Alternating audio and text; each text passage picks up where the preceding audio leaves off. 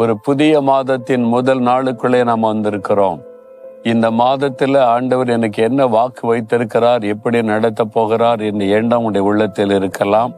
ஆவலோடு இந்த நாளுக்காக கர்த்தருடைய வார்த்தைக்காய் காத்திருக்கிறீங்க. உங்களுக்காக தேவ சமூகத்துல ஜெபித்த போது தேவன் ஒரு வாக்கு கொடுத்தார். அதைத்தான் உங்களோட பகிர்ந்து கொண்டு ஜெபிக்க போகிறேன். வெளிப்படுத்தின விசேஷம் 21:5 இதோ நான் சகலத்தை புதிதாக்குகிறேன் என்று ஆண்டவர் வாக்கு கொடுக்கிறார். உங்க வாழ்க்கையில சில காரியங்களை பாதித்து கொண்டே இருக்கிறது. இது மாறினா நல்லா இருக்கும், இது தொடர்ச்சியா இதே மாதிரி வேதனை கொடுத்து கொண்டே இருக்கிறது. இந்த ஒரு மாற்றத்தை ஆண்டவர் உண்டாக்குனா நலமா இருக்குமே என்றீங்கல்ல, ஆண்டவர் வாக்கு கொடுக்கிறார், நான் சகலத்தையும் புதிதாக்குகிறேன். உங்க வாழ்க்கையில புதிய காரியம் இந்த மாதத்துல நடக்க போகிறது. என்ன புதிய காரியம் என்றால், எசேக்கியேல் 36 ஆண்டவர் சொல்லுகிறார், நான் நவமான இருதயத்தை உனக்கு தருவேன், அதாவது புதிய இருதயத்தை உனக்கு தருவேன் என்று ஆண்டவர் சொல்லுகிறார். 2வது, புதிதான ஆவியை நான் உனக்குள்ளே கட்டளை இடுவேன் சொல்லுகிறார். நம்முடைய இருதயம் புதிதாக மாறணும். பழைய இருதயம் எப்படிப்பட்ட தெரியுமா?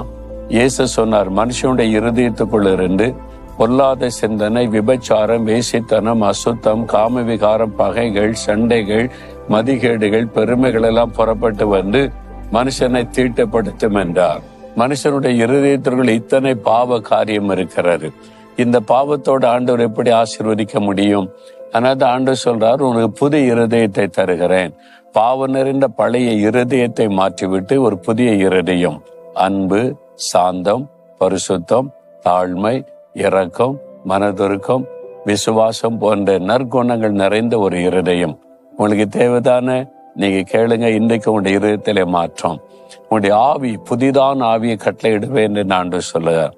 ஒரு கலக்கம், ஒரு பயம், ஒரு குழப்பம், எப்பொழுதும் இப்படிப்பட்ட ஒரு ஆவியோடு இருக்கிறீங்கல்ல, ஒரு தெளிந்த ஒரு ஆவி, தைரியமுள்ள ஒரு ஆவி, ஒரு சந்தோஷமாய் மகிழ்ச்சியோடு எதையும் சந்திக்கிற தைரியமுள்ள ஆவியை ஆண்டவர் உங்களுக்கு தர விரும்புகிறார். அந்த ஆவியை பெற்றுக்கொள்வீங்க. அது மாத்திரம் இல்ல, ரோமர் 12:2 வாசிக்கும் பொழுது புதிய ஒரு மனம், புதிய சிந்தை. இந்த சிந்தையில தான் பல குழப்பங்கள்.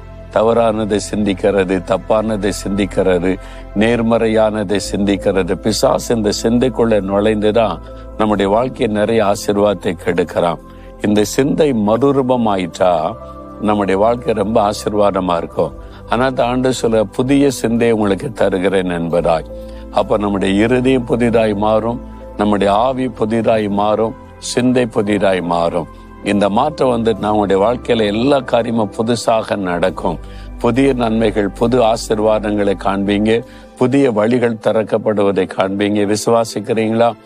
இந்த புதிய ஆசீர்வாதத்தை நமக்கு கொடுக்க சிலுவையில தன்னை பலியாய் கொடுத்தார்.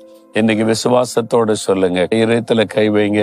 ஆண்டவரே, நீர் எனக்கு, எங்களுக்கு தந்த வாக்குத்தத்தத்திற்காய் ஸ்தோத்திரம். நீர் சகலத்தை புதிதாக்குகிற தேவன். என் இருதயத்தை புதிதாக்கி பரிசுத்தம் உள்ளதாய் மாற்றும். எனக்கு புதிய ஆவியை தந்து பலமும் வல்லமையும் உள்ள ஒரு தைரியமுள்ள ஆவியை தாரும். எனக்கு புதிய சிந்தையை தாரும். கிறிஸ்து இயேசுவின் சிந்தை எனக்குள் உண்டாகட்டும். சகலத்தையும் என் வாழ்க்கையிலே புதிதாக்கி நீர் ஆசீர்வதிக்கிறதற்காய் ஸ்தோத்திரம், ஸ்தோத்திரம். இயேசுவின் நாமத்தில் ஜெபிக்கிறோம். ஆமேன்.